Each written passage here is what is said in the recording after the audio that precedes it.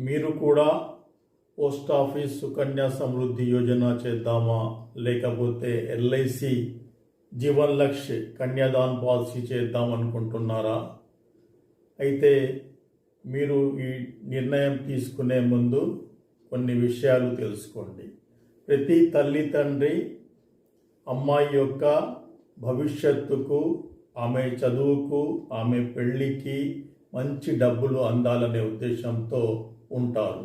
ఇలాంటి నిర్ణయం తీసుకునే ముందు మీరు తెలుసుకోవాల్సిన విషయం ఏంటంటే, ఎల్ఐసి కన్యాదాన్ పాలసీలో మధ్యలో దురదృష్టవశాత్తు తండ్రికి ఏమన్నా అయితే 10 లక్షల రూపాయలు అమ్మాయికి చదువులకు ఇవ్వటం జరుగుతుంది వెంటనే.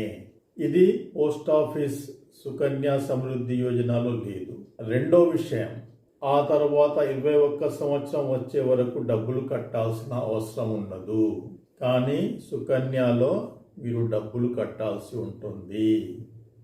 మూడోది, ప్రతి సంవత్సరం మీకు ఎల్ఐసి నుంచి 1,00,000 రూపాయలు అమ్మాయి చదువులకు డబ్బులు వస్తాయి. ఇది సుకన్య సమృద్ధి యోజనలో లేదు.